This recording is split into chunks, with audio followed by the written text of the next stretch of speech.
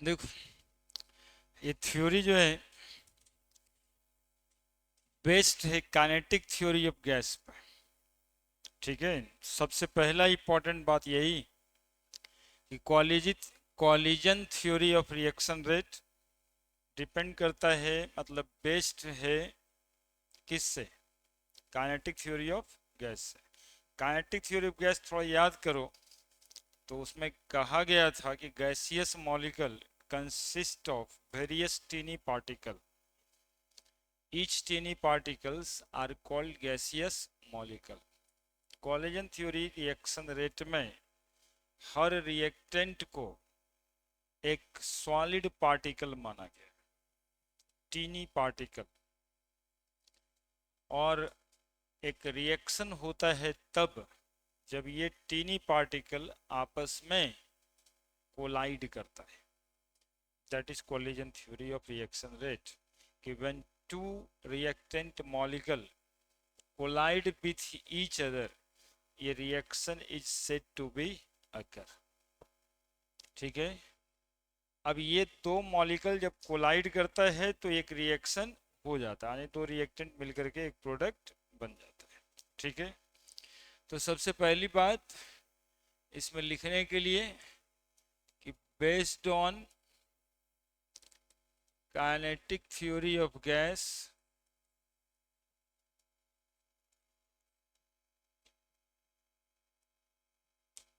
Based on kinetic theory of gas. दूसरा, in this theory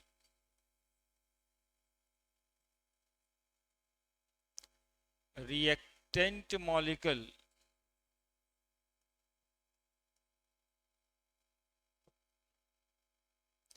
reactant molecule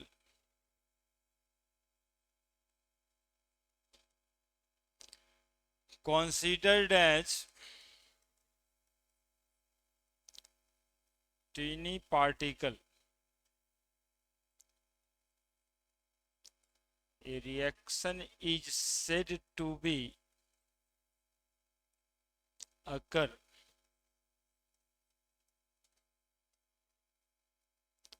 when these teeny particle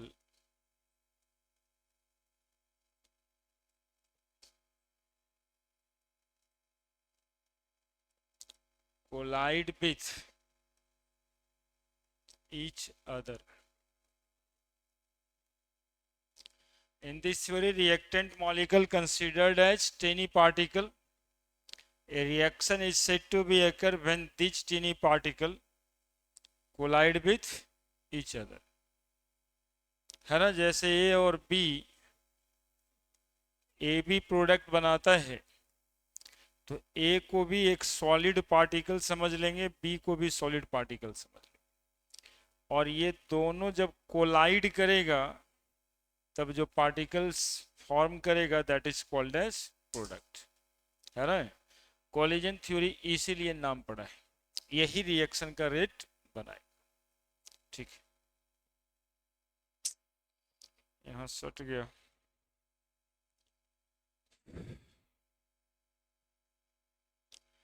कुछ नहीं हो पाता है, खैर जो भी है अब यही है, अच्छी नहीं हुआ। हो ही जाएगा export. Reactant molecules considered as teeny particle, a reaction is said to be occur when these teeny particle collide with each other।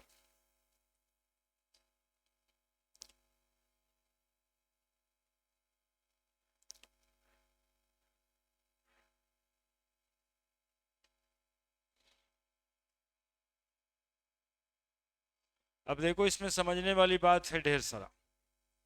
Collision frequency, number of collision made by these reactant molecule per unit volume per unit time called as collision frequency। और collision frequency report होता है एक reaction में 10 to the power 20-25 molecule पर second. लेकिन इतना ज़्यादा rate of reaction किसी भी एक रिएक्शन का ऑब्जर्व नहीं होता है। ठीक है, कह सकते हैं ये थ्योरी को ड्रॉबैक है या फिर थ्योरी और लंबा होगा। क्या कहा कि जब कोलाइड करेगा तो प्रोडक्ट बन जाएगा, है ना, कहेंगे एक रिएक्शन हो गया। लेकिन ये कॉलिजन फ्रीक्वेंसी यानी नंबर ऑफ कॉलिजन पर यूनिट वॉल्यूम पर सेकेंड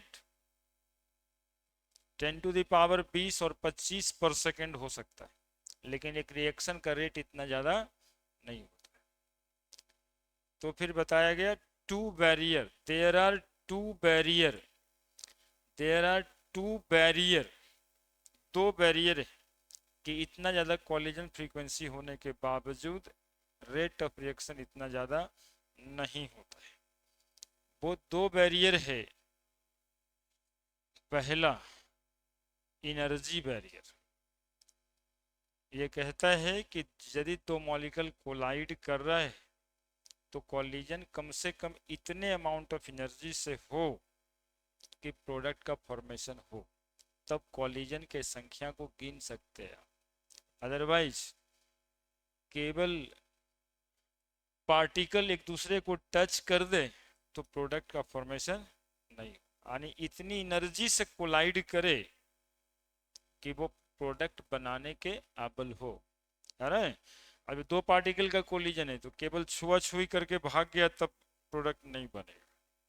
कोलिजन इफेक्टिव होना चाहिए, और इफेक्टिव कोलिजन तभी होना है जब एनर्जी, मॉलिक्यूल की एनर्जी कम से कम मिनिमम अमाउंट में हो। That amount of energy is called as threshold energy, यानी दो पार्टिकल कोलाइड करेगा कम से कम थ्रेशोल्ड एनर्जी से, तब जाके प्रोडक्ट का फॉर्मेशन होगा। तो थ्रेशोल्ड एनर्जी को डिफाइन किया गया कि minimum amount of energy at which the reactant molecule collide with each other so they form product.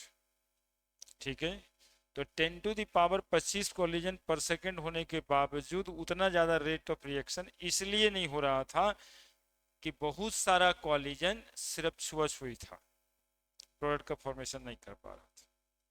ठीक है, दूसरा दूसरा एनर्जी बैरियर तो है ही है, दूसरा भी एक फैक्टर है that is called orientation factor. कह रहा है कि कोलिजन तो हुआ लेकिन मॉलिक्यूल ओरिएंटेड एक दूसरे के तरफ नहीं था, जिससे कि कोलिजन के बाद बाउंस बैक हो गया, रिपल्सन हो गया रिएक्टेंट मॉलिक्यूल्स का, तो प्रोडक्ट का फॉर्मेशन नहीं होगा। जैसे एग्जांपल एक याद करो, SN2 रिएक्शन जिसमें होता था बैक साइड अटैक। यदि फ्रंट साइड से अटैक होगा तो रिपल्सन हो जाएगा, टक्कर तो होगी लेकिन प्रोडक्ट की फॉर्मेशन नहीं होगा, है ना। तो बैक साइड से अटैक होगा तब जाके प्रोडक्ट का फॉर्मेशन होगा। क्लियर है। तो एक ओरिएंटेशन फैक्टर, यानी ये दो बैरियर की वजह से कॉलिजन फ्रीक्वेंसी तो बहुत ही होता है लेकिन रेट ऑफ रिएक्शन उतना ज़्यादा नहीं होता। तो वो वाला कॉलिजन जिसमें कम से कम थ्रेशोल्ड एनर्जी होगा और राइट ओरिएंटेशन होगा, वही सिर्फ प्रोडक्ट बना सकता है, और वो कॉलिजन को हम लोग कहेंगे effective collision frequency.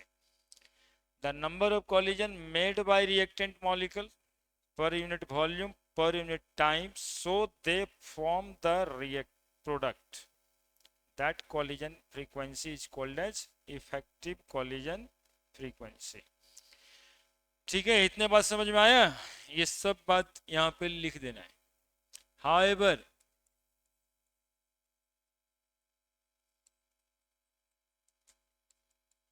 collision frequency इस सब एसर्शन रीजन का क्वेश्चन भी हो सकता है।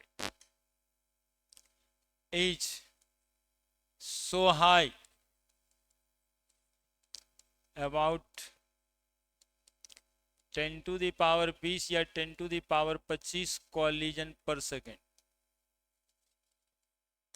but the rate of reaction is not so high is not so high. तो बैरियर और फैक्टर्स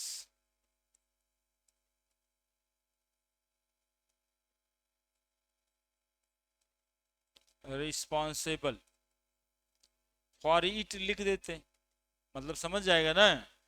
उसके लिए कोलिजन फ्रीक्वेंसी इतना ज़्यादा होता है लेकिन रेट ऑफ रिएक्शन उतना ज़्यादा नहीं होता है। इसके लिए कौन सा बैरियर है? तो पहला एनर्जी बैरियर और एनर्जी फैक्टर। बैरियर शब्द का इस्तेमाल एनसीईआरटी ने किया हुआ है, इसलिए क्वेश्चन में बैरियर लिखा आ सकता है ना। बैरियर या factor, energy factor. The reactant molecule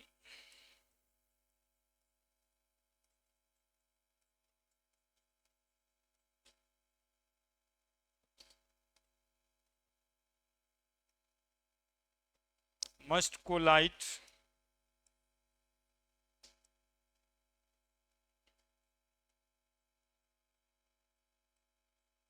with minimum amount of energy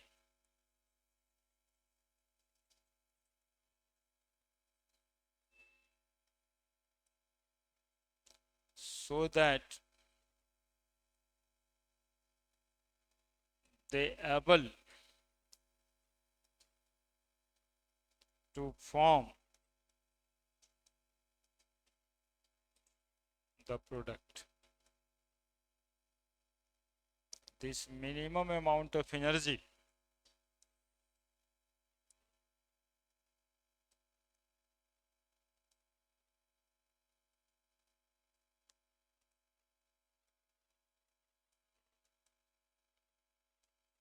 known as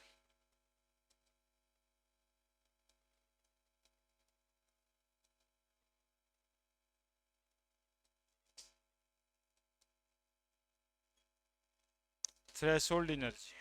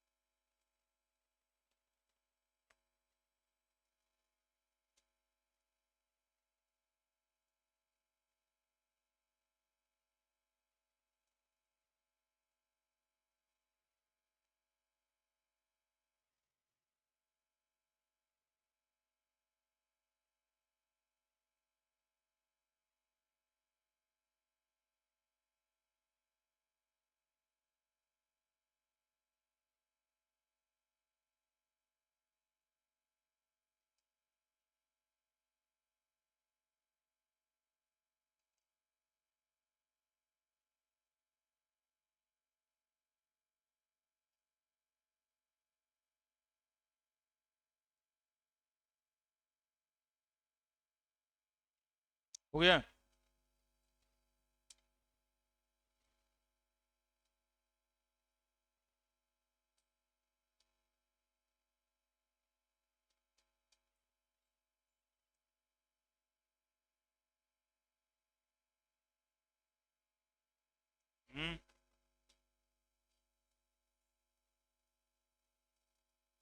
पीछे पलटो, उससे पहले वाला भी सब होगा उसी से।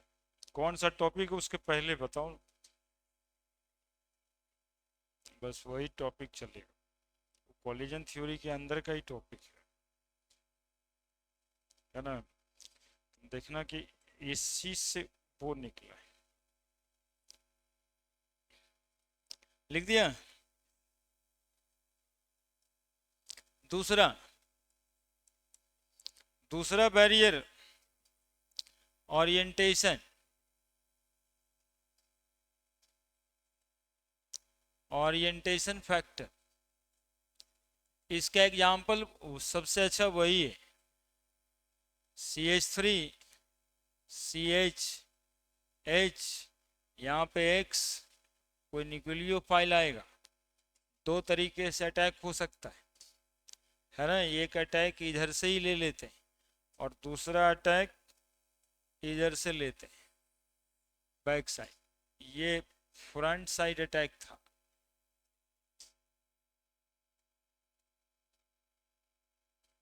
और ये बैक साइड अटैक था,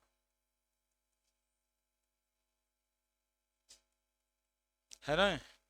अब क्या हुआ इसमें, दोनों पास से, कि यदि फ्रंट साइड अटैक होता है, चूंकि इस पर भी नेगेटिव चार्ज और न्यूक्लियोफाइल पे भी नेगेटिव चार्ज, तो front side attack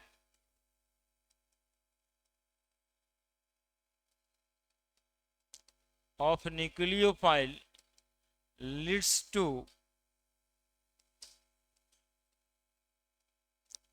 bounce back only। Bounce back का मतलब कि वापस अपने जगह पे आ जाएगा।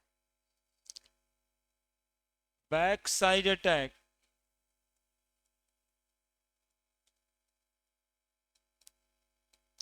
leads to formation of product। इसका मतलब ये कहना चाहते हैं कि molecule must be properly oriented at the time of collision so they leads to formation of product, है ना। Molecule must be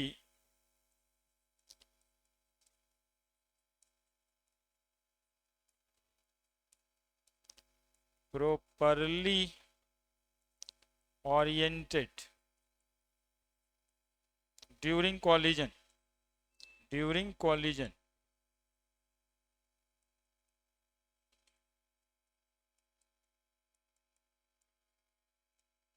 so they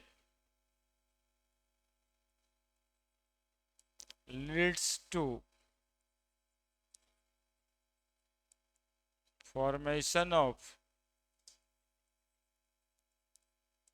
product।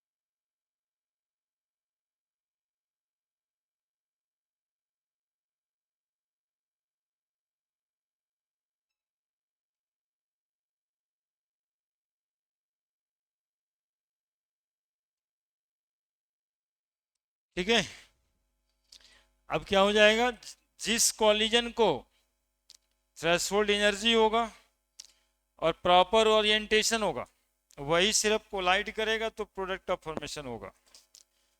और वो कॉलिजन जो प्रोडक्ट बना दे उसको हम लोग इफेक्टिव कॉलिजन फ्रीक्वेंसी कहेंगे, है ना। तो केवल कॉलिजन फ्रीक्वेंसी से काम नहीं बनेगा, इफेक्टिव कॉलिजन फ्रीक्वेंसी। तो कॉलिजन फ्रीक्वेंसी का डिफिनेशन ना लिखें अभी, यहाँ पे लिखना चाहिए था। कॉलिजन फ्रीक्वेंसी,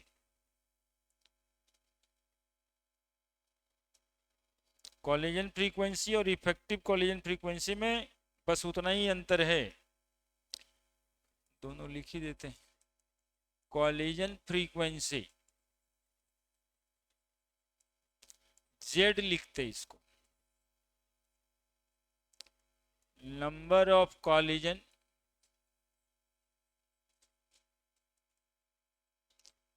मेड बाय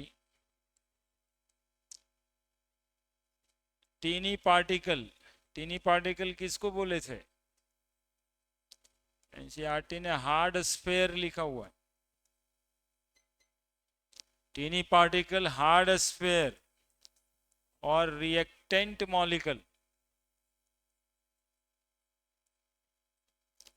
पर यूनिट वॉल्यूम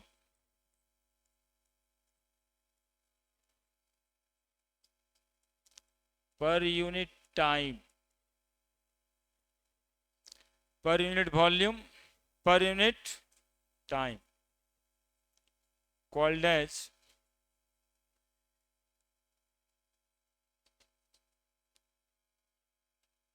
कॉलिजन फ्रीक्वेंसी, है ना। कॉलिजन फ्रीक्वेंसी सो हाई तो लिखी थी है पहले, effective collision frequency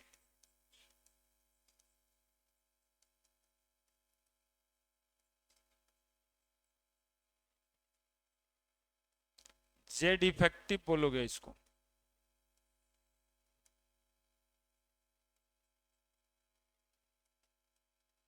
number of collision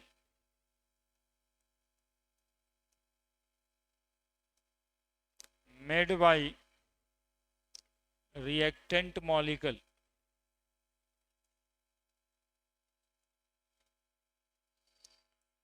पर unit volume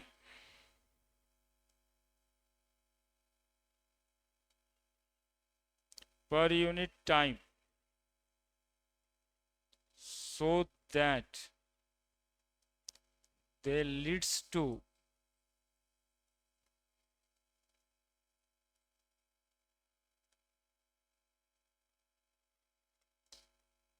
formation of product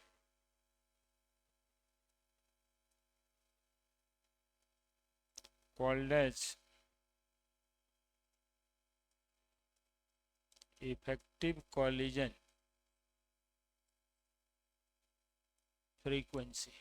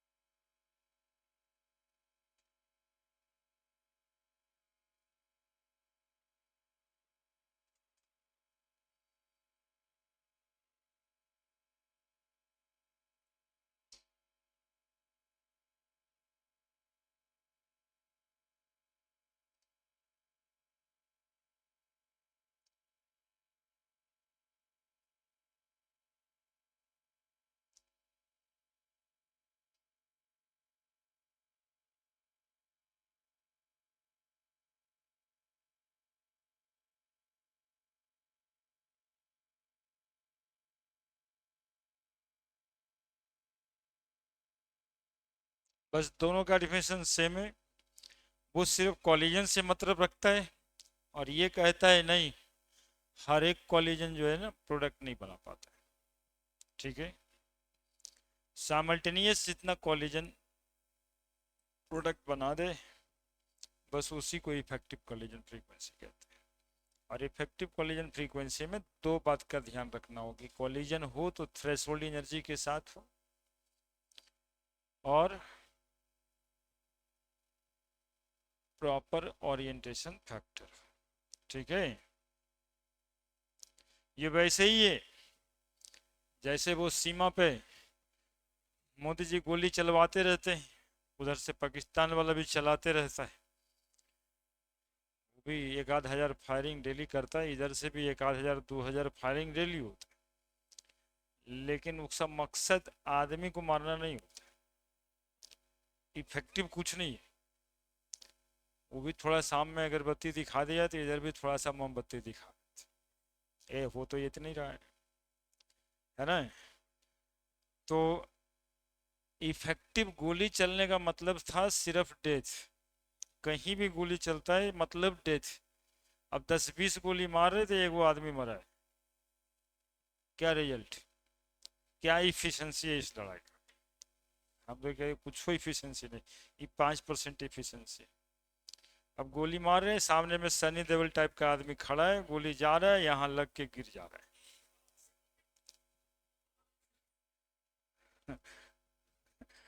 क्या मतलब?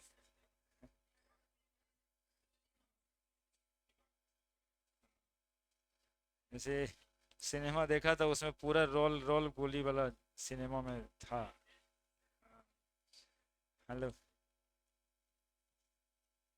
खाली गोली चल रहा था बस, 10-5 आदमी मार पाया था। हाँ, 10 टू दी पावर 25 को लीजन हो रहा है, और 10 टू दी पावर 2 से 10 टू दी पावर 5 तक मैक्सिमम रिएक्शन रेट ऑब्जर्व हो रहा है। यही बात है ना? फ्रीक्वेंसी बहुत, लेकिन इफेक्टिव नहीं। ठीक है, तो रिएक्शन का रेट इसलिए कम होता है। अब देखिए, इसी को, इस थ्योरी को मैथमेटिकली इंटरप्रेट किए हैं आर्हेनियस साहब, जिसको बनाए हैं आर्हेनियस इक्वेशन कहते हैं। क्या इस थ्योरी को मैथमेटिकली मैनिपुलेशन करने का मतलब क्या है, सो सुनिएगा। रेट कांस्टेंट जानते हैं आप लोग, के को कहते हैं? नहीं? तो यहाँ तो रेट ऑफ रिएक्शन की बातें हो रही है, तो चलिए, rate, rate is directly proportional to, पहले कहा गया जेड, फिर कहा नहीं, जेड से नहीं होगा। जेड बराबर लाया गया दो term, Z effective into P, that is orientation factor, P is orientation factor. ठीक है, तो रेट हो गया अब directly proportional to Z effective into P, orientation factor का गुना कर दिए, I effective collision frequency. Z effective, और थोड़ा सा सुनते रहिएगा, इतना जल्दी नहीं, जेड इंटू पी। ठीक है, और और एक बात है ना, और इंटू, फिलहाल एफ लिखिए। एफ का मतलब हुआ fraction of molecule, F fraction of molecule,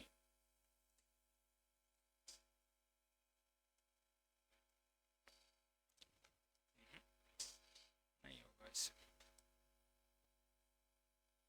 रुको थोड़ा सा, क्या याद आया? जेड हो गया इफेक्टिव, नहीं, जेड हो गया collision frequency, directly proportional to Z into F लिख दीजिए अब। ठीक है, जहां पर एफ हो जाएगा फ्रैक्शन ऑफ मॉलिक्यूल,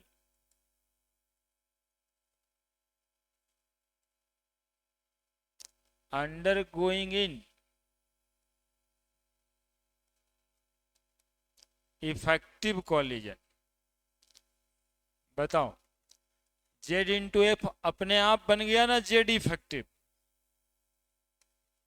क्या? साथ में एक फैक्टर था, orientation factor, Z effective into P. ठीक है, देखो क्या क्या कर दिए, जेड हो गया कॉलिजन फ्रीक्वेंसी, सिर्फ कॉलिजन फ्रीक्वेंसी में fraction of molecule undergoing effective collision गुना कर दिए, तो जेड इंटू एफ हो गया ना इफेक्टिव कॉलिजन, साथ में पी, ओरिएंटेशन फैक्टर एक थोड़ा।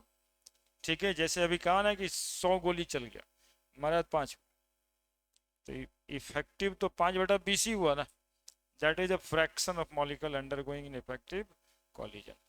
और ये एफ जो है, एफ जो है E minus E A by R T, ये एक मैथमेटिकल ऑब्जर्वेशन आर्हेनियस साहब का। फ्रैक्शन ऑफ मॉलिक्यूल क्या है, तो ई ए बाई आर टी, जहाँ ई ए है एक्टिवेशन एनर्जी, ठीक है, जहाँ एफ है एक्टिव फ्रैक्शन ऑफ मॉलिक्यूल, ये है एक्टिवेशन एनर्जी। कहाँ से लेके आए हैं, ये by R T. Fraction of molecule कैसे हो सकता है ये समझा देंगे हम। अब बताइए रेट बराबर सब मिला के लिखें तो हम लोग क्या क्या लिखने वाले हैं। जेड इंटू ये by R T into P, P को थोड़ा पहले लिख देते हैं। अब ये दोनों का दोनों ऑब्जर्वेबल क्वांटिटी है, ऑब्जर्व करने वाली क्वांटिटी नहीं, दैट इक्वल टू रेट बराबर लिखते हैं, ठीक है, कि नहीं लिखना इतना जल्दी। रेट बराबर, रेट कांस्टेंट हो सकता है यदि जीरो ऑर्डर रिएक्शन। क्या रेट बराबर हम लोग पहले से पढ़े, सिंस के इंटू कंसंट्रेशन ही होता है। पावर जीरो रहे, पावर एक रहे, पावर दो रहे, यदि पावर जीरो रहेगा तो जीरो ऑर्डर के लिए ना हम लोग जनरली सब में पढ़ लेंगे, और फिर कंसंट्रेशन का गुना करते हैं के में, तो रेट निकल जाता है कि ना निकल जाता है। क्या ये के यदि पता रहेगा और कंसंट्रेशन का हम गुना करेंगे तो रेट निकलेगा ना निकलेगा। अब जीरो ऑर्डर रहेगा तो नहीं गुना करेंगे, फर्स्ट ऑर्डर रहेगा तो एक, यानी रेट को हम लोग अब के लिखने वाले हैं, उस रेट को हम लोग क्या लिखने वाले हैं, के, ठीक है। दैट इज के बराबर जेड इंटू पी, दोनों ऑब्जर्वेटरी क्वांटिटी, कॉलिजन फ्रीक्वेंसी क्या है और ओरिएंटेशन फैक्टर क्या है, ये दोनों ऑब्जर्वेशन से पता चलेगा।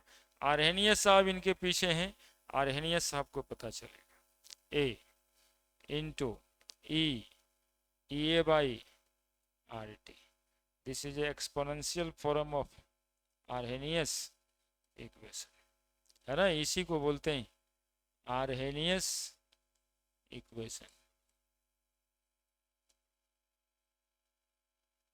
ये आया कैसे, और कैसे, थ्योरी से ही आया। क्या क्या देखे, थ्योरी में कहा गया कि कॉलिजन फ्रीक्वेंसी जितना होगा उतना ज़्यादा रेट होगा। फिर कहा गया नहीं भाई साहब, सारे के सारे मॉलिक्यूल इफेक्टिव कॉलिजन नहीं कर पाएंगे, तो fraction of molecule undergoing effective collision हो गया। इनटू ओरिएंटेशन प्रॉपर होना चाहिए, फ्रैक्शन ऑफ मॉलिक्यूल को हम ये बाई आर टी कह रहे हैं।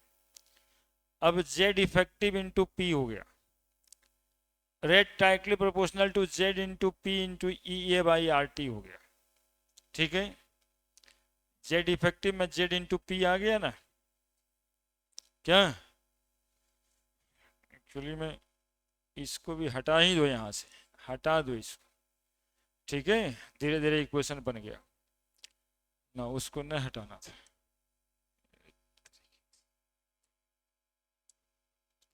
हाँ ठीक है, वो पी को बाद में ले आते हैं, यहाँ पे ले आते हैं, सब यहाँ पे आ गया। जेड हुआ, जेड इंटू एफ हुआ, दैट इज जेड इफेक्टिव हुआ। जेड इफेक्टिव में ही क्या आ गया, सब आ गया कि नहीं आ गया, कॉलिजन फ्रीक्वेंसी भी आ गया, कॉलिजन फ्रीक्वेंसी भी आ गया, जेड इफेक्टिव में कॉलिजन फ्रीक्वेंसी आ गया, ओरिएंटेशन फैक्टर आ गया, और fraction of molecule undergoing in effective collision भी आ गया, सब तो आ गया। Z into P E A by R T, since यहां पर बताएं कि रेट को हम लोग के लिख सकते हैं, तो जीरो ऑर्डर रिएक्शन के लिए तो रेट बराबर के ही होता है, ठीक है, तो के बराबर लिख दिए यहाँ पे ए बाई आर टी, ए बराबर आर्हेनियस कांस्टेंट, ये कांस्टेंट आपके क्वेश्चंस में लिखा रहता है, ठीक है, ये इसकी चिंता आपको करनी नहीं। इसमें क्या क्या इंफॉर्मेशन छिपा है आर्हेनियस कांस्टेंट में, तो कहेंगे collision frequency, orientation factor, activation energy नहीं वो बाहर है, अरे ज्यादा कुछ नहीं है भाई, ये P V by R T है और कुछ ना है। पी इंटू भी को परकडन कहते हैं, परकडन बाई आर टी, परकडन को एनर्जी कहते हैं, ई बाई आर टी, यहाँ पर एक्टिवेशन एनर्जी इसी का नाम पड़ा है, ठीक है। और ये नंबर ऑफ मोल के बराबर ही तो होता है, that is a fraction of molecule undergoing in effective collision. जितना number of molecule effective collision में जाएगा उतना ही नंबर ऑफ मोल जाएगा, है ना। Number of mole directly proportional to number of molecule. ठीक है, तो सब कुछ मैथमेटिकली बराबर ही है। लिखिए जल्दी से।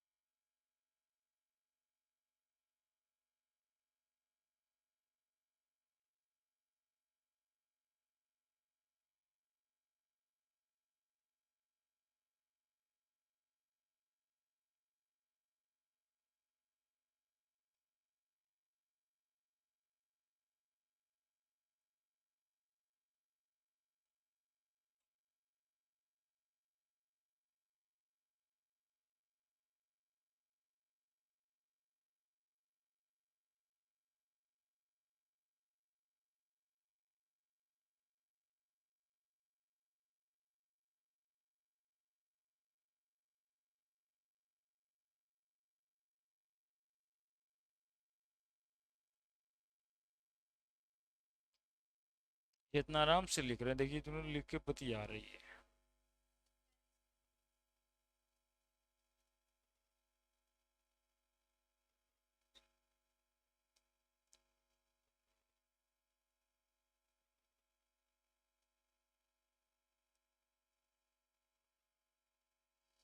मतलब तुम इसका पढ़ाई कर रही है कि शिकायत कर रही है?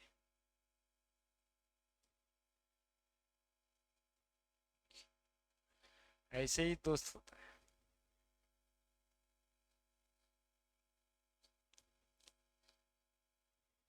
दिमाग वाला दोस्त।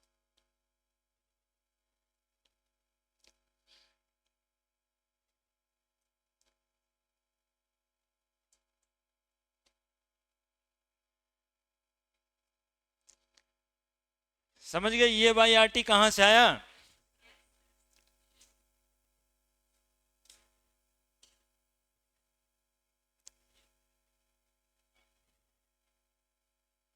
हम्म,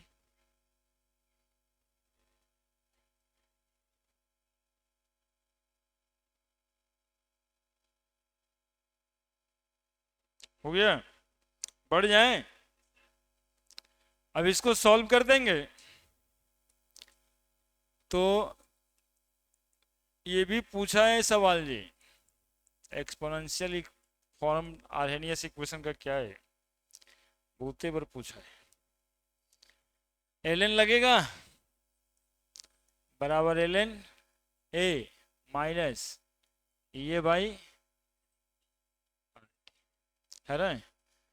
तो यदि 2.303 लगाएंगे एक इक्वेशन, तो ये है ऑलरेडी, आजकल ऐसे ही इक्वेशन तो पूछता है ना। 2.303 लॉग के बराबर 2.303 log A minus A by R T. बोलो 2.303 से भागा देते हैं सबको, तो बोलो लॉग के बराबर log A minus A by 2.303। ये कैलकुलेटिव फॉर्म हो गया आपका, है ना।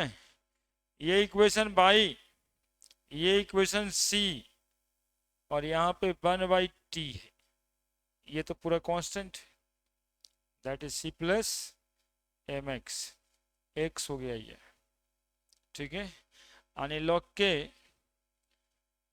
टेम्परेचर पे डिपेंड करता है, that is called dependence of rate constant on temperature. ठीक है, इसी इक्वेशन से आपको मिलता है dependence of rate constant on temperature.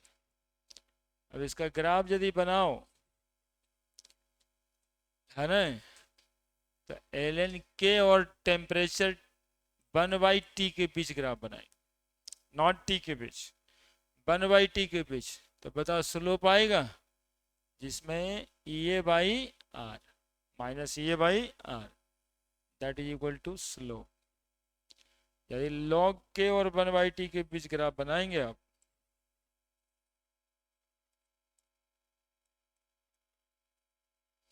ठीक है, तब भी यही आएगा और स्लोप बराबर आएगा minus E A by 2.303 are.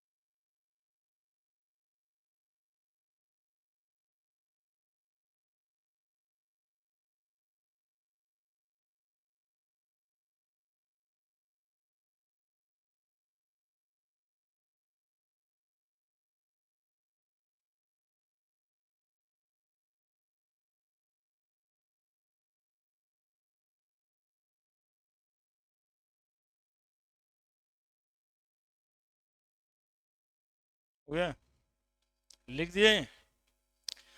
अब तो अलग अलग टेम्परेचर पर रेट कांस्टेंट क्या होगा ये देख लेते हैं, है ना। Dependence of rate constant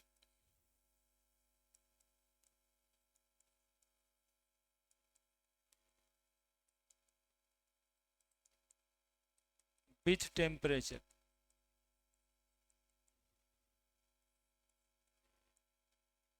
log के बराबर log A minus A by 2.303 R T, यही ना पढ़े, के वन कर देते हैं यहाँ पे, टी वन हो जाएगा ये, लॉग के टू बराबर भी log A minus E A by 2.303 R T two. बोलो, log K two minus K one कर देते हैं, log A minus E A by 2.303 R T two minus log A minus E A by 2.303 R T one.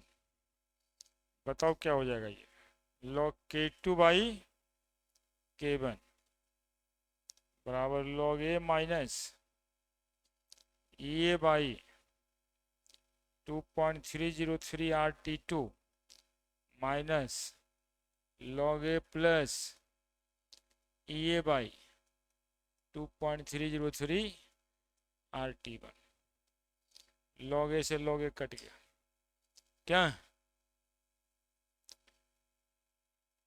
अब जो है, अब जो है log k2 बाई k1 बराबर A by 2.303 R T one minus A by 2.303 R T two, है ना। तो log k2 by k1 is equal to बराबर, बोलो क्या कॉमन हो जा रहा है, देखो A by 2.303 one by T one minus one by T two. Equilibrium constant वाला जब फार्मूला पढ़ रहा था ना, तो इक्विलिब्रियम कांस्टेंट भी करीब करीब यही था, खाली ये जो है ना इंथैल्पी था, डेल्टा एच था, है ना, वहाँ भी सेमी सेम था।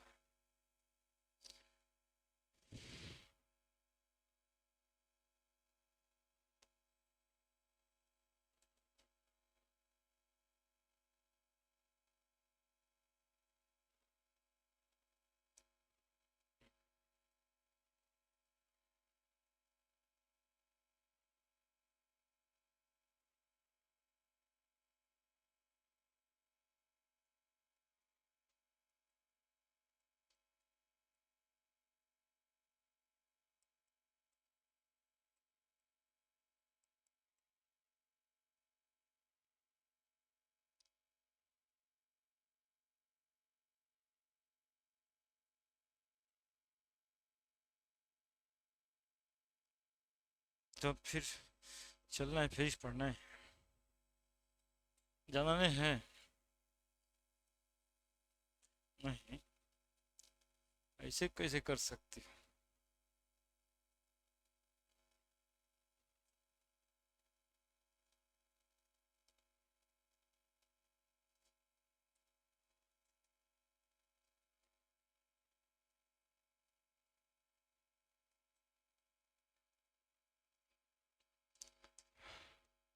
बायोलॉजी हुआ,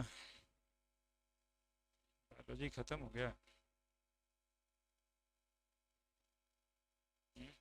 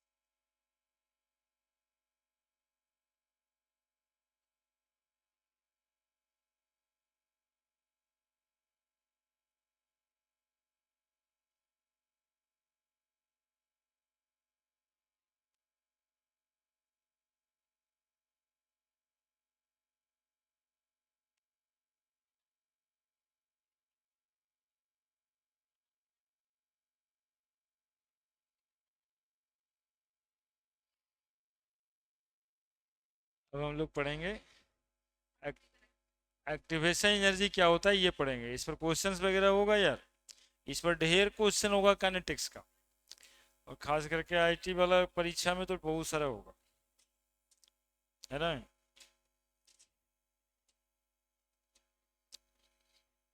है ना, एक बात था इसमें, एक्टिवेशन एनर्जी, तो देखो एक्टिवेशन एनर्जी क्या होता है ना यार, तुम लोग जो है बड़े लोग है, बड़ा लोग है ना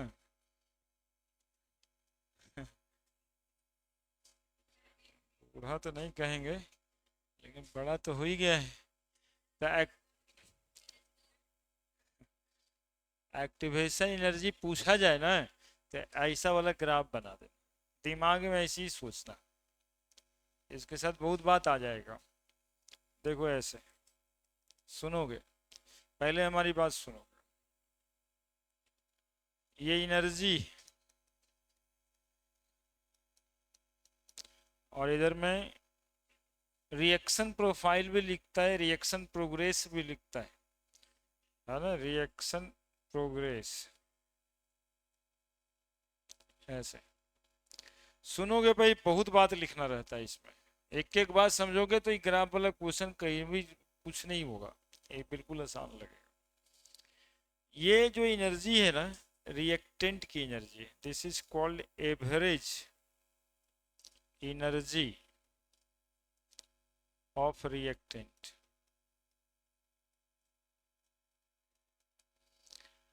यहाँ पर जो रिएक्शन पहुंचा है इस एनर्जी पे, यही था वो एनर्जी जिस एनर्जी पे जाना था सबको रिएक्शन करने के लिए, that amount of energy is called as threshold energy.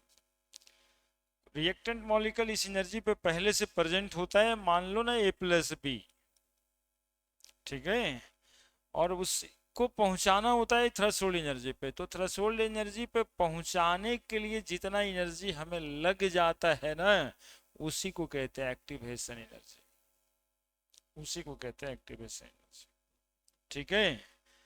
अब देखो यहाँ पे आ जाओ, यहाँ पे जाकर के शांत हुआ ये प्रोग्रेस ऑफ रिएक्शन, तो प्रोडक्ट ये बना होगा C+D, वो A+B था, तो यहाँ मान लो कि 100 जूल एनर्जी था, और इसको 250 जूल एनर्जी पे आप पहुंचाए, तो एक्टिवेशन एनर्जी तो 150 जूल था ही था ना, क्या दिए बाहर से। अब ये जो है ना, यहाँ देखो आप 50 जूल या 25 जूल एनर्जी पे आ गया, तो आपने दिया हुआ था energy, that amount of energy called activation energy, वो यहाँ से आप ग्राफिकली देखो तो रिटर्न तो कर दिया सब, रिटर्न तो कर दिया सब, रिटर्न तो कर दिया सब, नहीं कर दिया, और रिटर्न करते करते वो और रिटर्न कर दिया, जितना दिए थे उससे ज्यादा रिटर्न कर दिया, इतना ज्यादा रिटर्न कर दिया, तो रिटर्निंग मिल गया आपको, that is called exothermic reaction, and this one is called enthalpy change of reaction, और ये आएगा आपका नेगेटिव में, और इस ग्राफ का मतलब है एक्सोथर्मिक रिएक्शन, ठीक है। कितना सारा बात था। अब देखिए ये जो है ना, ये ऐसे करके ऐसे ग्राफ बनाते हैं, और ये ग्राफ हम नीचे से उठाते हैं ऐसे, ऐसे, और ऐसे जाके ऐसे छोड़ देते हैं, ठीक है। फिर ये एवरेज एनर्जी ऑफ रिएक्टेंट, ये amount of energy activation energy, लेकिन आपने जितना अमाउंट ऑफ एनर्जी दिया, इतना, ये तो इतना रिटर्न भी नहीं कर पाया, this is called endothermic reaction, और ये क्या बताता है, जो डेल्टा एच बताता है, और डेल्टा एच क्या बताया है इसमें, endothermic reaction, delta H positive होगा, ठीक है। ये एनर्जी वही वाला ग्राफ है, ये रिएक्शन प्रोग्रेस,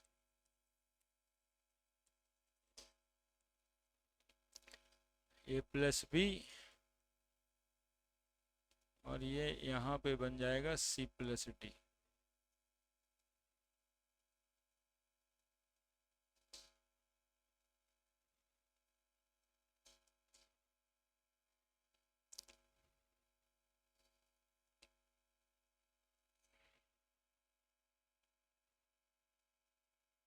क्या डिफिनेशन क्या लिखेंगे?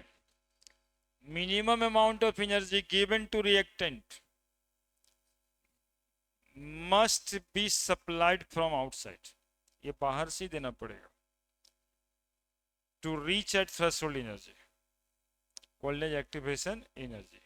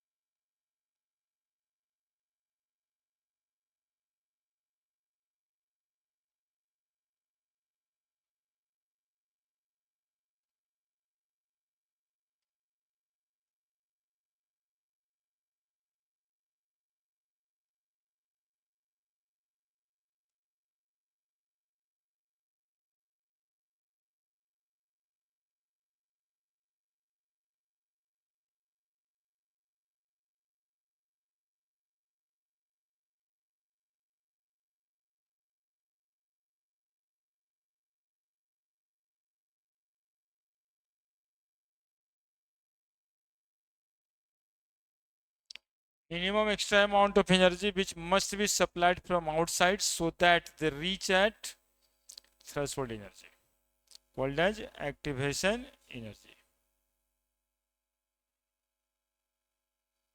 और कह सकते हैं बाबू एक्टिवेशन एनर्जी बराबर threshold energy minus average energy of reactant, बोल सकते हैं क्या? थ्रेशोल्ड एनर्जी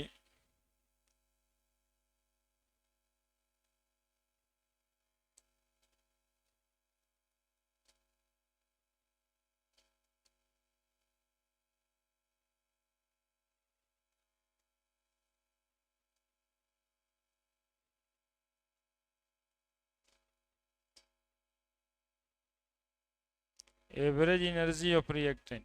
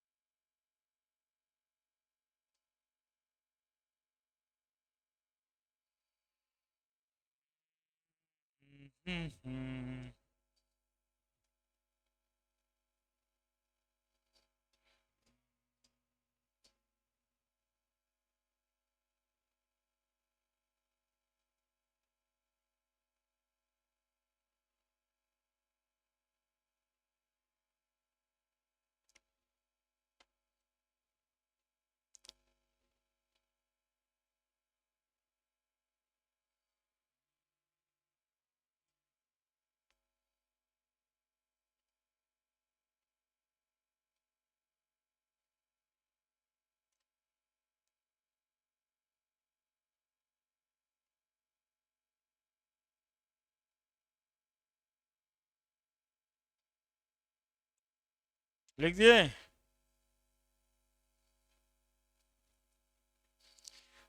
देखो जी क्वेश्चन है वहां पे, देखो सब बनता हुआ दिखाई दे रहा है।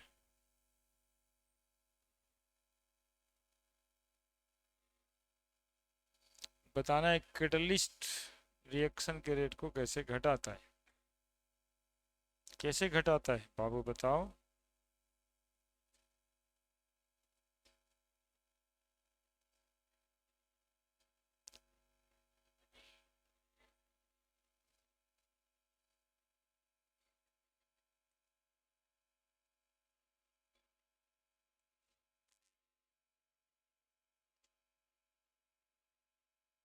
कैसे घटाता है।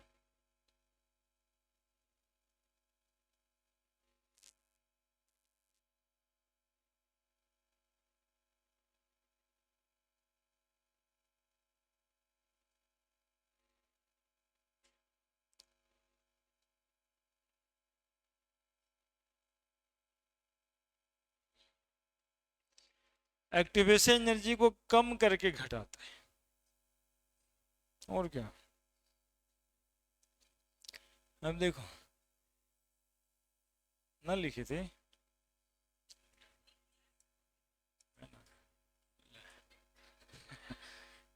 गजब हाल। उंगली उंगली। गजब। अब बताइए, यहाँ पे लिखना था how catalyst alter the rate of reaction. Alter मतलब चेंज करना, alter the rate of reaction. Alter लिखने का मतलब होता है इंक्रीज डिक्रीज दोनों। ठीक है, देखो बहुत ग्राफ बनाना एक्चुअली में यहाँ पे, ऐसे करके ऐसे बना रहे थे ग्राफ। इसी अमाउंट ऑफ एनर्जी को एक्टिवेशन एनर्जी कह रहे थे। देखते रहना कुछ होगा यहाँ पे।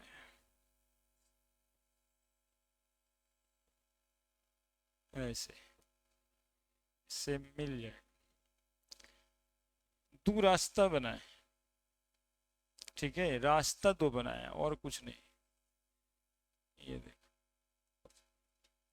ये एक्टिवेशन एनर्जी, ये एक्टिवेशन एनर्जी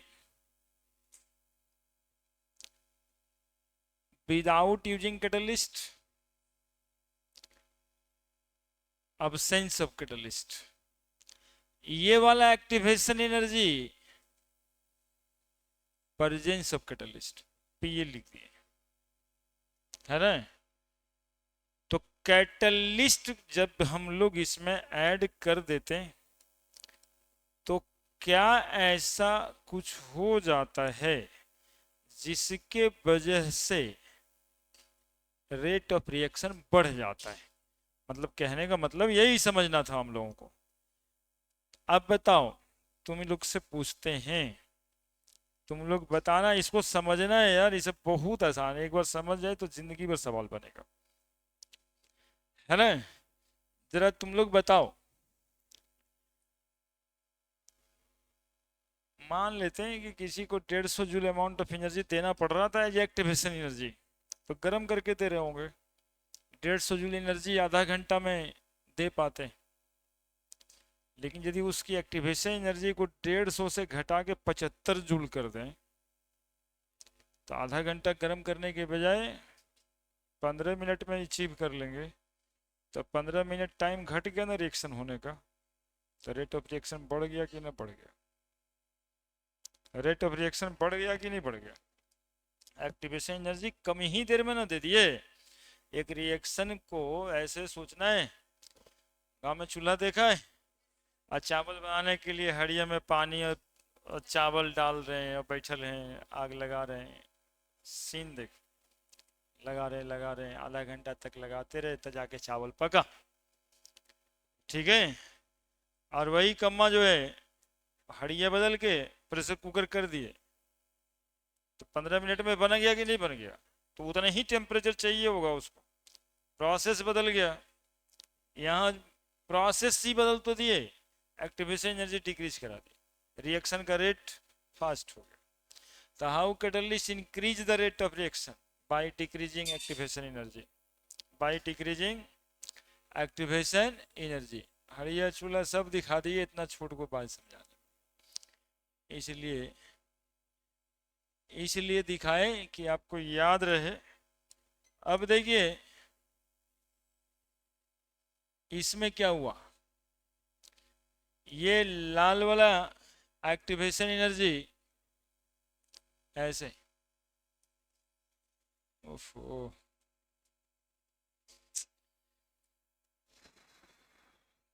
तो है ना, कभी कभी धोखा देता है।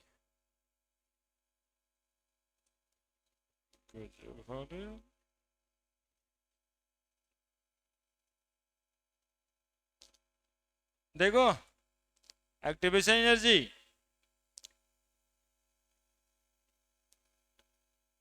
In the absence of catalyst, और एक्टिवेशन एनर्जी ये बढ़ गया ऊपर वाला, यहां से बढ़ाना, activation energy in the presence of catalyst. इस केस में रिएक्शन का रेट बढ़ जाएगा कि घट जाएगा? रिएक्शन का रेट घट जाएगा, चूंकि एक्टिवेशन एनर्जी बढ़ गया है ना, टाइम ज्यादा लेगा, एनर्जी रिएक्शन प्रोग्रेस।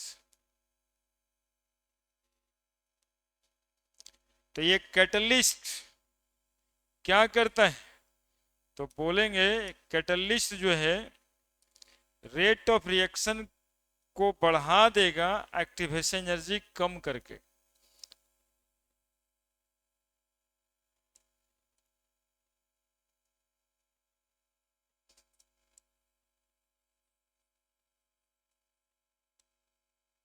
ये catalyst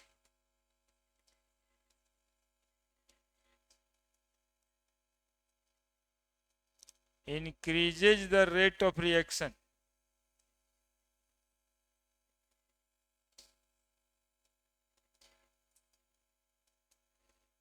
by decreasing the activation energy.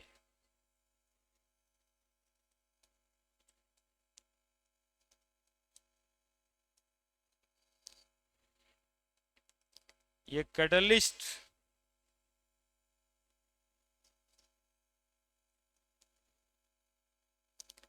decreases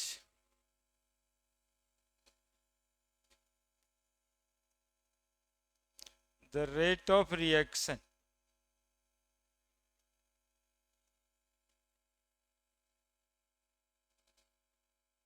by increasing the activation energy। और यहाँ पर जो हम लोग लिख रहे हैं ए, ये लिख रहे हैं एक्टिवेशन एनर्जी, ए ही लिख दें, activation energy in absence of catalyst.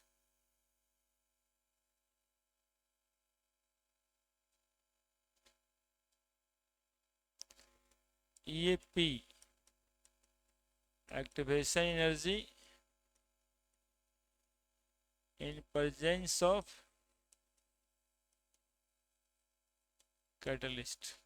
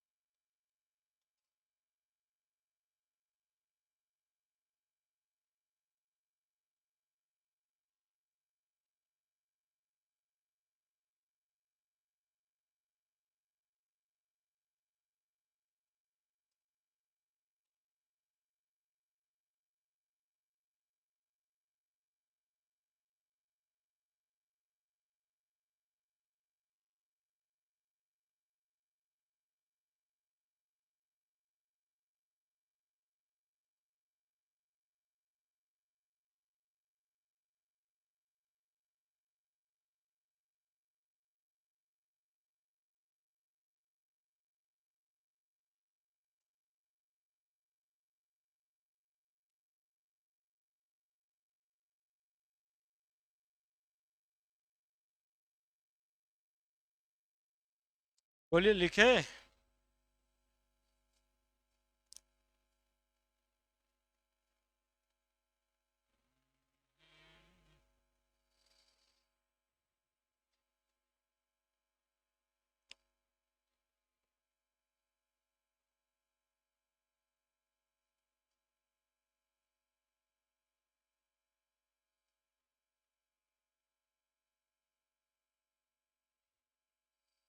हाँ, हाँ। हम क्वेश्चन ही सब पढ़ा देते हैं। ये सब क्वेश्चन ही रहे, तो क्वेश्चन लिख लिख के झूठे भोकाल बनाते रहेंगे, ये आया ये आया ये आया, पढ़िए लो इतना कि अब जाके देखो ना, एक सरसरी निगाह से बन जाएगा। अब कुछ रुक जाता है तो लेके आओ जो मेरे पास, देखते हैं। हम तो बस यही कहते हैं, इस सब क्वेश्चन ही ना पढ़ा रहे हैं। Absence presence. अब देखो, एक बात और, ऐसे ऐसे बना देते हैं, एनर्जी और प्रोग्रेस ऑफ रिएक्शन,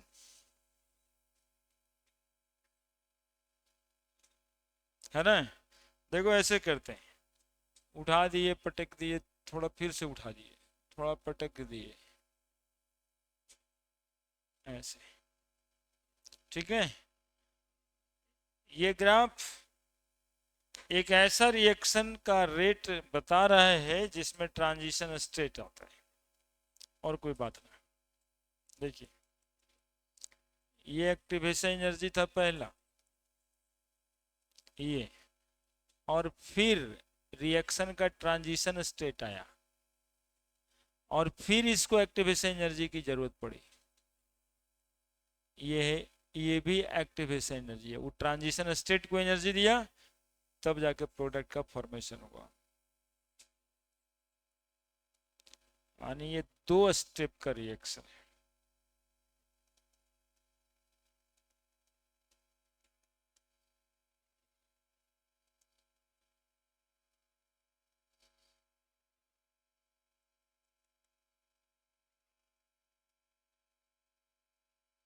आजकल सवाल ये सबसे निकलेगा, जैसे ये वन ये two, activation energy one two दोनों लग गया ना।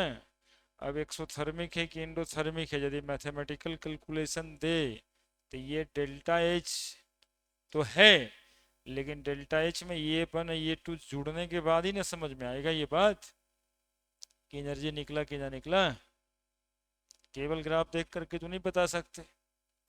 हालांकि वो इंथैल्पी ऑफ रिएक्शन है, अब पॉजिटिव या नेगेटिव में ये डिपेंड करेगा ये वन प्लस ये टू की वैल्यू क्या आती है और कितना ये नीचे गया।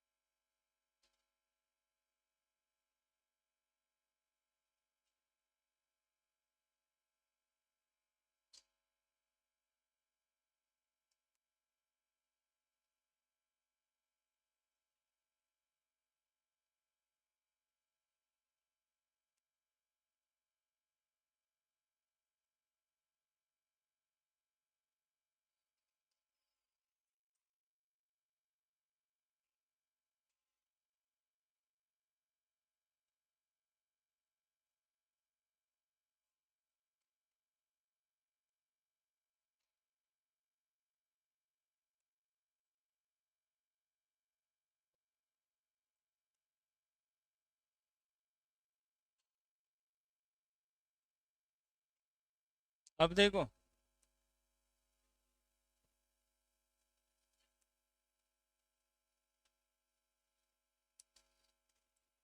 जगह की कमी की वजह से हाथ से लगता है, बताइए। ऐसा लग रहा है ग्राफ को पैरालिसिस मान।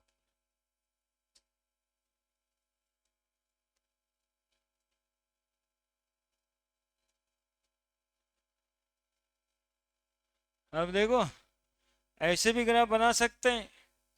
क्या बोलेंगे इसके लिए कि एक रिएक्शन में दो ट्रांजिशन स्टेट है, जितना डिप जाएगा उतना ट्रांजिशन स्टेट है, बस, है ना। ये रिएक्शन में यहाँ से स्टार्ट हुआ है, एनर्जी होगा ये पहला क्या, एक्टिवेशन एनर्जी, फिर ये ट्रांजिशन स्टेट आया होगा रिएक्शन, और फिर ये एक्टिवेशन एनर्जी इसको देना पड़ा होगा, फिर इसका ट्रांजिशन स्टेट आया होगा, और फिर एक्टिवेशन एनर्जी देना पड़ा होगा,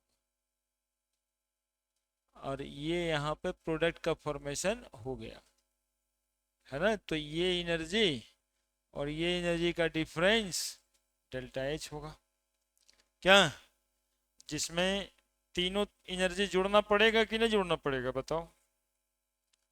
ये 1 भी आ जाएगा, ये 2 भी आ जाएगा, ये 3 भी आ जाएगा। तो यहाँ पे ये पॉजिटिव या नेगेटिव होगा ये कहना फिलहाल मुश्किल होगा, तीनों जुड़ने के बाद ही समझ में आएगा। Energy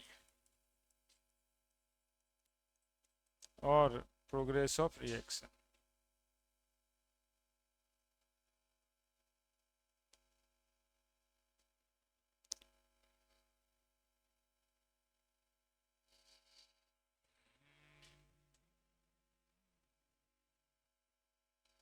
average energy of reactant, average energy of product.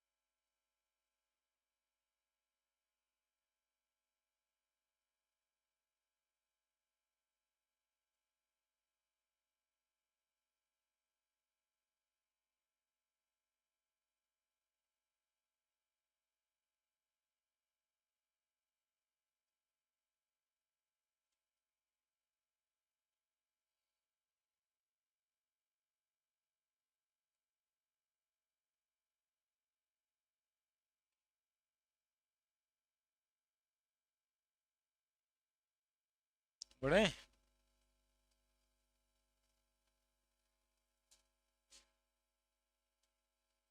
Transition state 1, transition state 2।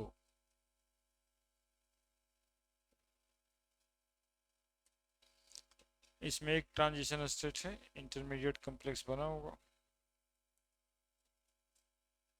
क्या।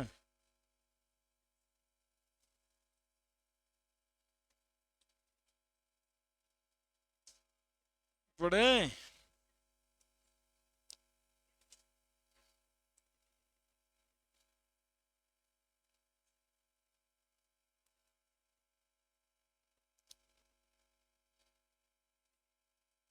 हम्म,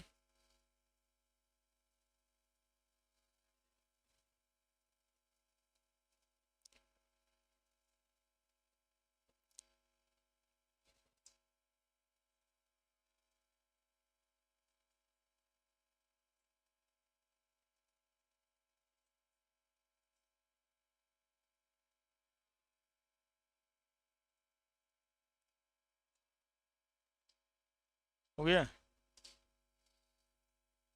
अब देखना थोड़ा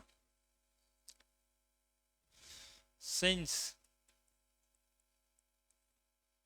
देखो तो बाबू, लॉग के बराबर फॉर्मूला पढ़े थे, log A minus A by 2.303 R T, ठीक ही था सब। In the presence of catalyst, in the presence of catalyst log के ए, लॉग ए तो रहेगा,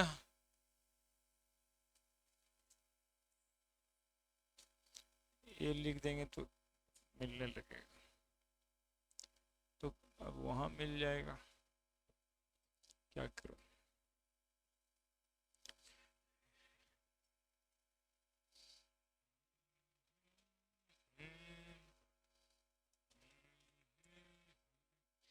कुछ नहीं कर सकते, ठीक है। ये देखिए क्या बोल रहे हैं हम, समझ रहे हैं क्या बोल रहे हैं, ई ए ए, है ना, activation energy in the absence of catalyst. सबसे पहले जानिए यहाँ पे कौन क्या है, के पी, वो वाला इक्विलिब्रियम वाला के पी नहीं, ये rate constant in the presence of catalyst,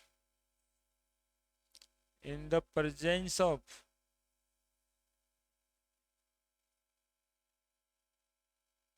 catalyst, K rate constant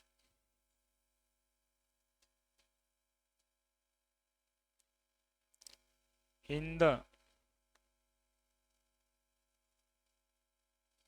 absence of catalyst। ठीक है, EAP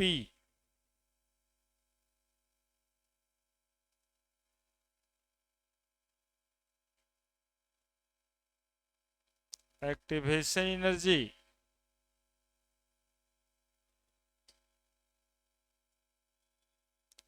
in the presence of catalyst।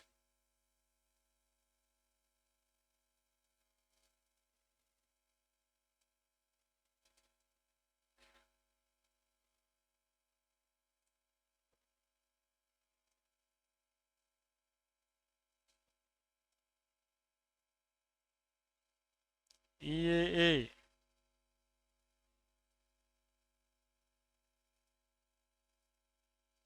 Activation energy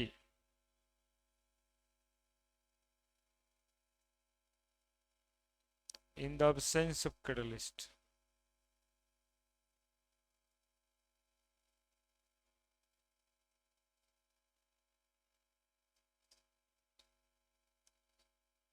ठीक है क्या, हाँ घटाते हैं अब, log K P minus log ए करेंगे, इतना लिखना पड़ा ना, वो ये के पी के ए के वजह से, है ना, इधर लिखना पड़ेगा, log K P minus log के ए बराबर log ए माइनस ये P by 2.303 R T minus log A minus A by 2.303 R T.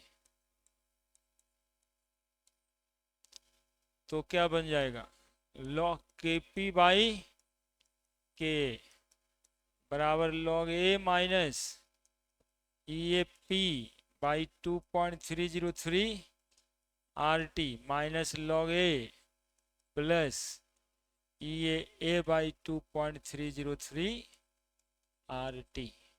Log A cut जाएगा, log K P by K बराबर A by 2.303 R T minus A P by 2.303 R T.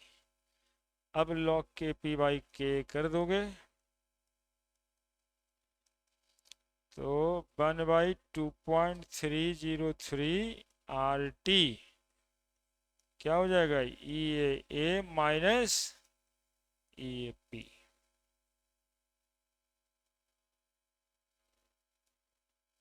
बोलो कोई दिक्कत है तो, activation energy absence minus activation energy presence, दोनों में rate constant अलग अलग होगा।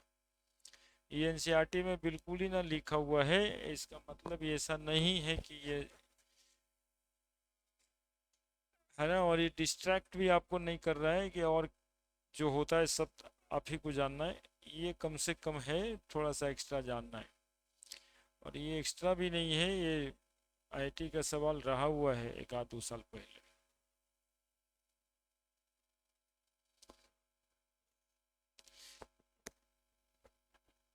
ये सवाल आई थिंक 3-4 साल पहले आईआईटी में आया है, तो उस साल बोले कि मेरा ये पढ़ाना सफल हुआ, आज 5-7 10 साल से पहले से पढ़ा रहे थे, आ कहीं रहा नहीं था। ऐसे में एक दो बात हम छोड़ देते, जैसे कल तुम लोगों को रेट कांस्टेंट पढ़ा रहे थे ना, पोलरीमीटर डिवाइस से 10 साल से कहीं नहीं आ रहा है, अब इसको 12th में छोड़ देते। वो जो वॉल्यूम कलेक्शन कर रहे थे वो भी नहीं आ रहा है, उसको भी छोड़ देते। धीरे धीरे सब छूटता भी जाता है। अब आ ही नहीं रहे तो क्या करेंगे बड़ा, ऐसी बच्चा क्यों तो ए बाई ए माइनस एक्स करने में हालत खराब। और भी इन्फिनिटी माइनस भी नॉट वगैरह देख के ब्रह्मा वाला बुजुर्गों सब गिरियावे लगता है ना, वह ऐसे करते रहते, क्या करते रहते समझ में आता है ये नहीं।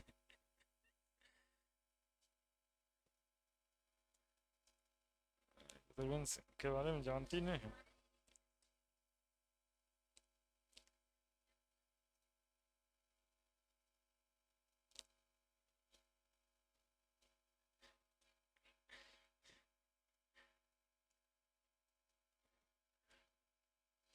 कोई नहीं पढ़ता है।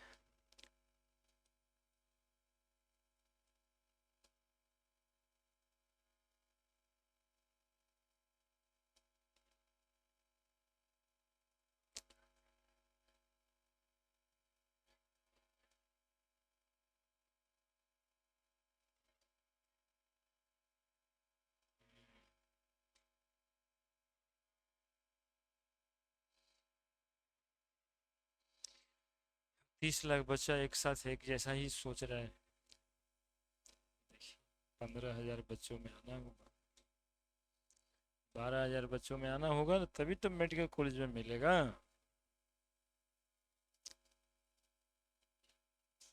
ऐसे तो कुछ होने वाला नहीं।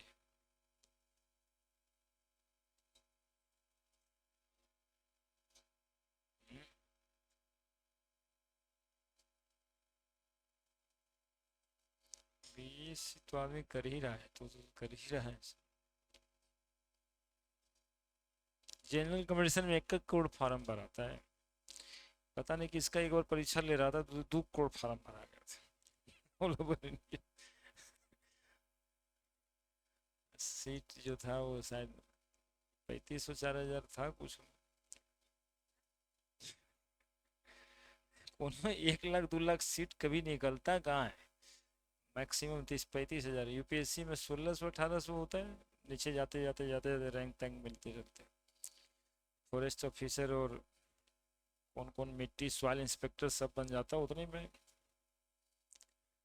ड्रग बने,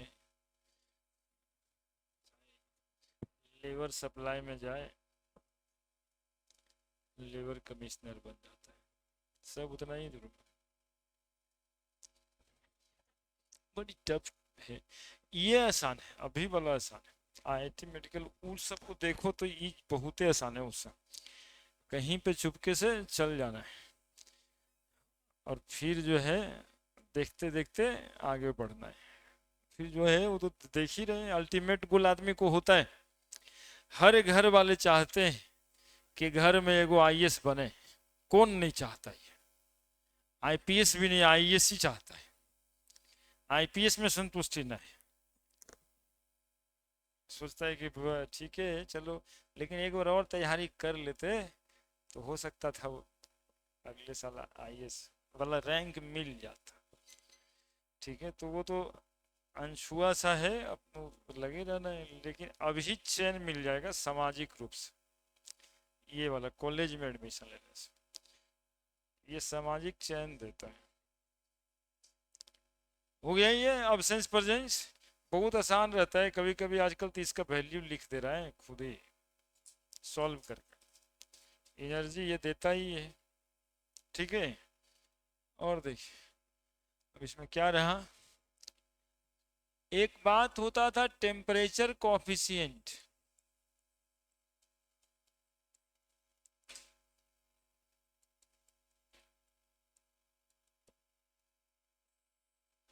है ना। टेम्परेचर कॉफिशिएंट क्या होता है कि rate of reaction at T+10 degree centigrade पढ़ाए हैं तुम लोग को, by rate of reaction at degree centigrade, ठीक है। और ये टेम्परेचर कोफिशिएंट आता है कम से कम 2। कहता है कि for every 10 degree centigrade rise in temperature the rate of reaction become double.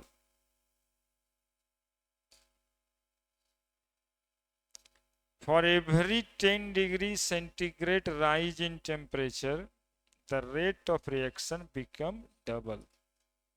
Coldest temperature coefficient, जिस भी टेम्परेचर पे एक रिएक्शन हो रहा है, यदि 10 डिग्री टेम्परेचर आप इसको बढ़ा देंगे तो उसका रेट ऑफ रिएक्शन दोगुना हो जाए, that is called temperature coefficient. किसी किसी रिएक्शन में 3 गुना भी हो जाता है, जनरली दोगुना होता है। यूपीएससी का सवाल था, 2 गुना भी ऑप्शन में, 3 गुना भी ऑप्शन में और 2.5 गुना भी था ऑप्शन। तो बड़ा हल्ला गुल्ला हुआ था उस साल उस क्वेश्चन के लिए। नहीं, एक आध क्वेश्चन देखिएगा, इशू बन जाएगा, नेशनल इशू बन जाएगा। ये इसमें ये ऑप्शन आया था, ऑप्शन टिक लगाने के लिए बोला गया 2.5, ठीक है।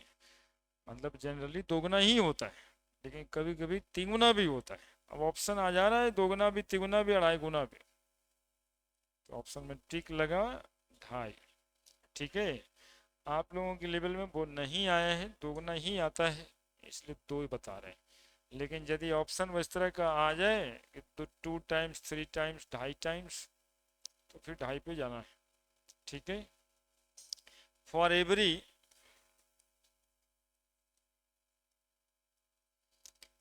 10 degree centigrade rise in temperature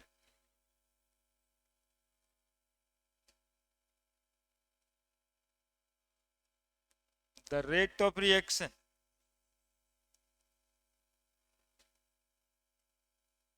of a chemical reaction become double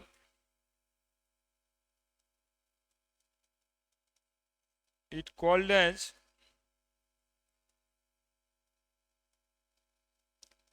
temperature coefficient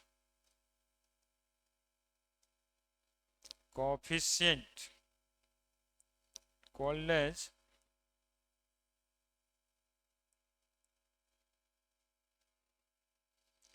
temperature coefficient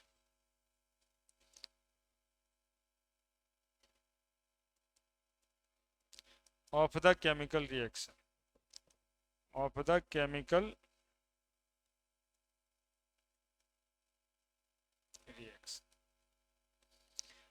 अब बताओ, यदि 50 डिग्री सेंटीग्रेड टेम्परेचर बढ़ा दें किसी रिएक्शन का, तो कितना गुना रेट ऑफ रिएक्शन हो जाएगा? लो किताब क्वेश्चन ही लिख दो। 10 डिग्री सेंटीग्रेड टेम्परेचर बढ़ाने पर रेट ऑफ रिएक्शन 2 गुना हो जाता है। तो हम पूछे कि 50 डिग्री सेंटीग्रेड बढ़ा देंगे, रेट ऑफ रिएक्शन कितना गुना होगा? 2.5 नहीं, तो वो तो बात की लिखे हैं वो बात हम, तो आपके दिमाग में डाल दिए कि ऐसा क्वेश्चन हो और इस तरह के ऑप्शन हो, नहीं तो 2 गुना ही टिक लगाना है।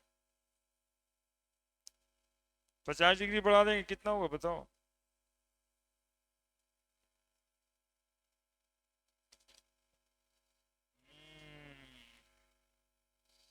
नहीं ना बताए।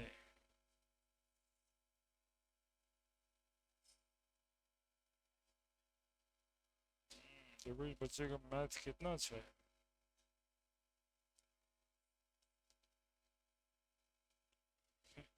ऐसे तो अच्छा है ना, 2 × 5 = 10। नहीं, 10 गुना, 10 गुना कंफर्म हो गया। तो तुम्हें बहुत है जी।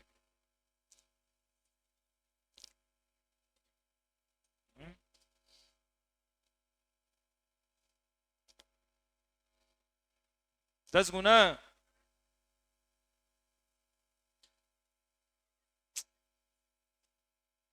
तुम लोग इतना जल्दी हार मान जाते हो ना यार, पता नहीं कह दिया। अब देखो कितना खराब बात बोला है।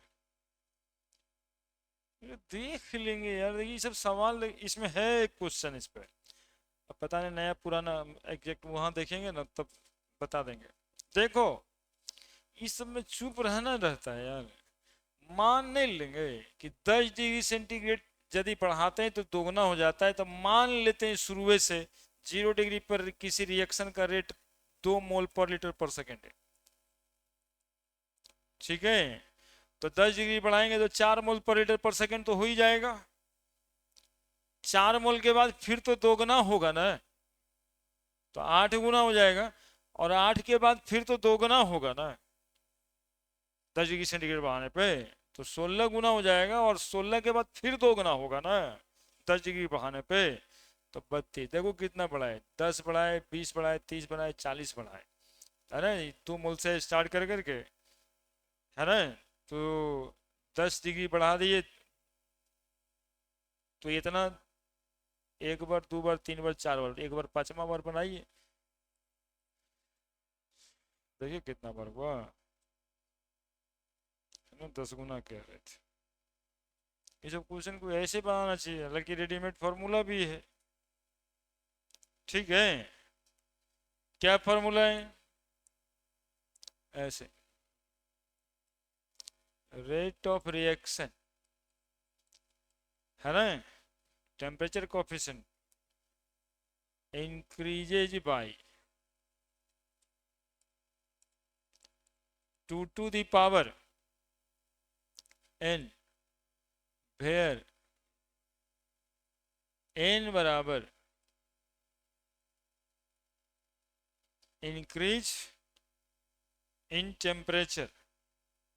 ठीक है, नहीं क्वेश्चन में इसलिए खोज रहे थे, 10 डिग्री से 50 डिग्री किए, 10 डिग्री से जब 50 डिग्री किए तो चेंज इन टेम्परेचर कितना का हुआ, 40/10 करना पड़ेगा।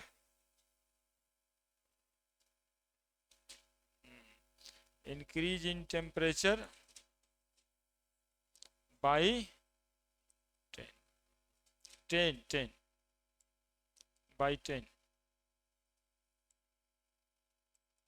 बाई 10 हाँ, तो ये 10 से 60 हो गया ना, और हम तो 50 डिग्री बता दिए थे।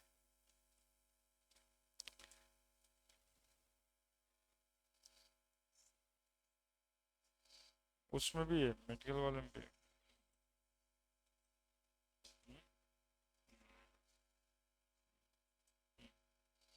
उसमें भी ये 512 आया है शायद तुम लोगों वाला में। उसमें 512 गुना और 10 डिग्री 90, 10 से 100 था। ये तो थोड़ा सा रहम किया है, 10 से 50 किया है। वो पूछा है 10 से 100, तो खोज रहे थे ना, मिल रहा था, इसीलिए छोड़ दिया। कभी कभी आंख के सामने भूला जाता है ना। 10 से 100 है ना वो, तो कितना याद रखते हैं। इसमें 10 से 50 है, उसमें कौन साल है, ये 11 है। देखिए कितना रिलेट करता है, इसलिए कहते हैं बनाना चाहिए। देखो क्वेश्चन क्या लिखा है, the rise of the rate of chemical reaction. अच्छा वो खुद लिख भी दिया है, double for every 10 degree centigrade rise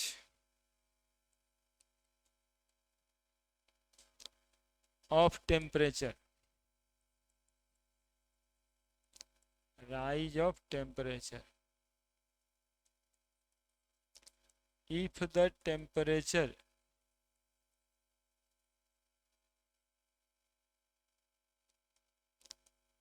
is raised by 50 degree centigrade,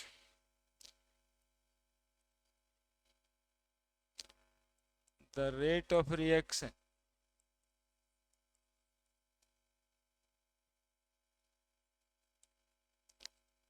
increases by about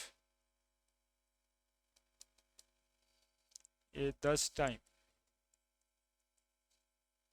B 24 time, C 32 time, D 64 time.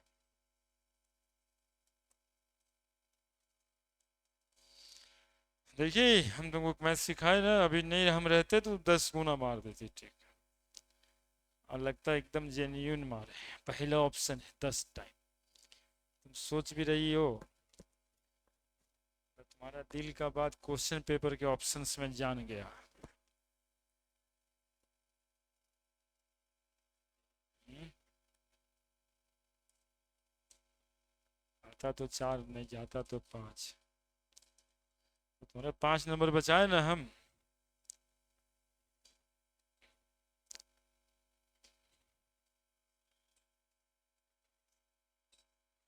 है ना, ये सब क्वेश्चन को वैसे सोच रहे जैसे हम बताएं अभी। 2 है तो 4 हो जाएगा, 4 है तो 8 हो जाएगा, 8 है तो 16 हो जाएगा। ये सब में को कहना नहीं है कि नहीं हुआ, सब कुछ तो खुद ही लिख दिया था। छुपा भी लेता ना तब भी हम लोग ऐसा सोचते, ये तो लिख दिया है। अब जानते हो कब लिखा है? वही प्रेशर में लिखा है कि डबल भी होता है ट्रिपल भी होता है, ये वो लिख दिया कि डबल है, तब बताइए।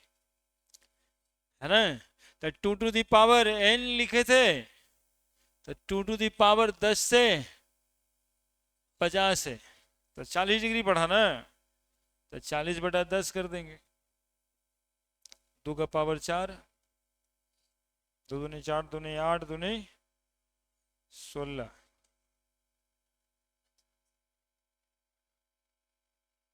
रेज बाई लिख दिया, if the temperature raise by 50 degree centigrade, है ना, तो 60 हो गया ना। रेज्ड बाई लिख दिया है, रेज 2 रहता तब घटाते, रेज्ड बाई लिख दिया है तो 50/10, है ना, है ना ये। If the temperature raised by लिख दिया है, 2 का पावर 5 यानी 32 टाइम।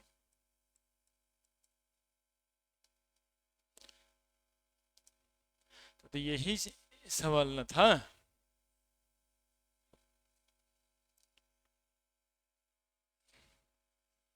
अब देखो, सुन लो, इसका कारण क्या होगा कि why for only 10 degree centigrade rise in temperature the rate of reaction get double.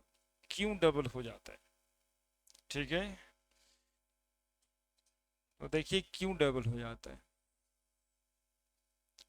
सीधा बनाए हैं, देखिए देखेंगे क्यों, मतलब डबल हो जाता है, मतलब क्यों डबल हो जाता है।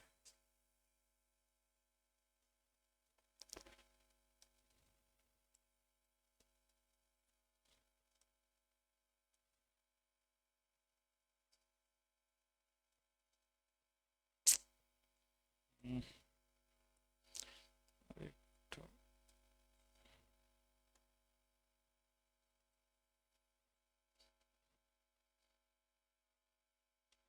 कुछ अजीब सा लगता है।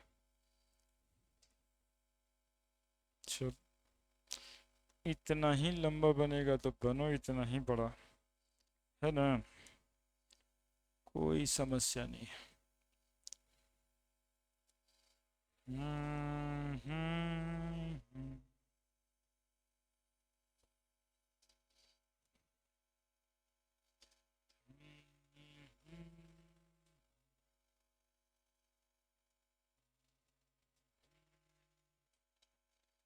भाई तो रेट, भाई तो रेट,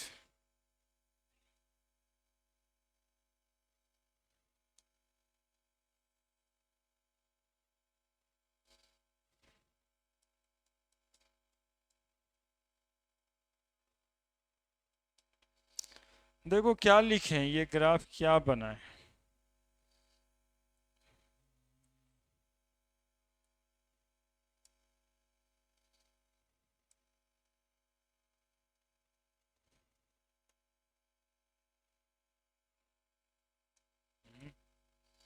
सेलेक्ट ही नहीं हो रहा, तो थोड़ा सा इधर करना था। देखना क्या बताने वाले इस ग्राफ से। ये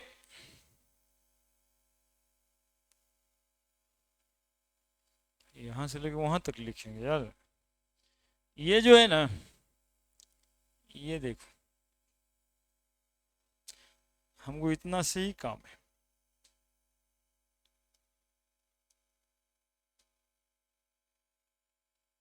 इतना ही से काम है। ये है fraction of molecule undergoing in effective collision.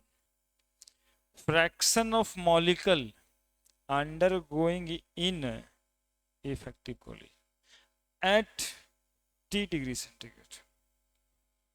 ठीक है।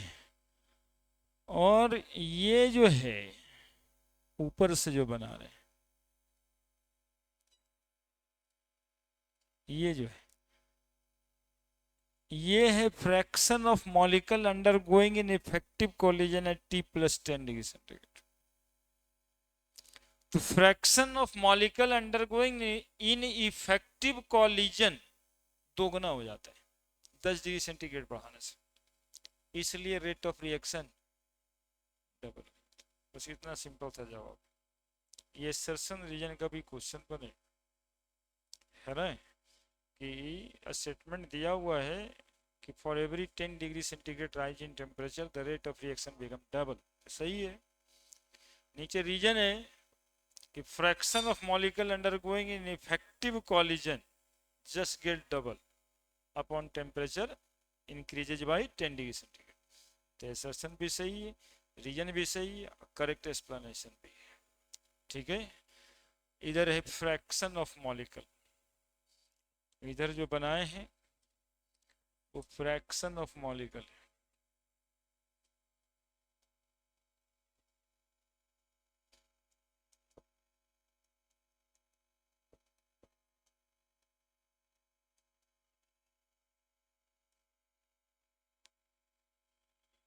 और ये प्रोग्रेस ऑफ रिएक्शन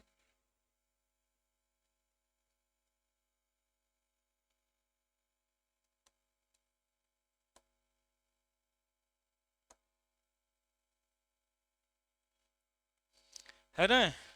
यहाँ पे मॉलिक्यूल को थ्रेशोल्ड एनर्जी मिल जा रहा होगा, तभी ना इफेक्टिव कोलिजन में जा रहा है। दोगुना दिखाई देना चाहिए ग्राफ में। अब बताइएगा सर एक ठो ऊपर एक ठो नीचे बनाइए, जब मन जो मन जहां से मन करेगा वैसे बनाइएगा। तो बात सही है। क्वेश्चन राइज किया तो ठीक ही है। देखिए अब हाइट वाला जो है ना, area under both the curve constant होना चाहिए, क्योंकि एरिया जो है इसके अंदर ग्राफ का ये टोटल नंबर ऑफ मॉलिक्यूल ही बताएगा। समझ रहे हैं, ये फ्रैक्शन ऑफ मॉलिक्यूल बता रहे हैं, तो पूरा एरिया क्या है, टोटल नंबर ऑफ मॉलिक्यूल। इतना मॉलिक्यूल इसमें कोलिजन इफेक्टिव किया है, 10°C बढ़ाने पे इतना कोलिजन फ्री इफेक्टिव हुआ, बाकी का कोलिजन फ्रीक्वेंसी जो है उसी पे फालतू में। ठीक है। तो रीजन में क्या लिखना है,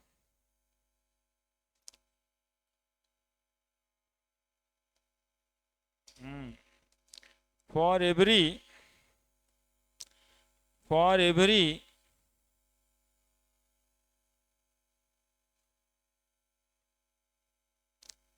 10°C rise in temperature,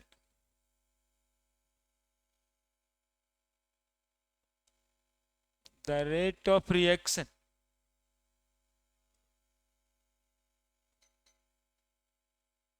become double as the fraction of molecule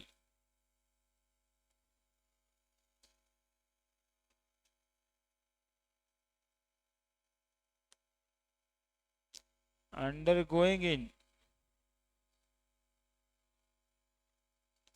effective collision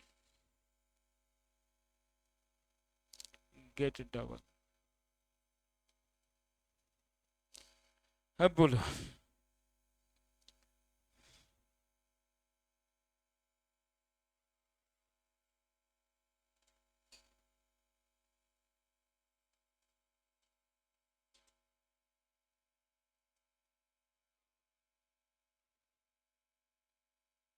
That's all। क्या?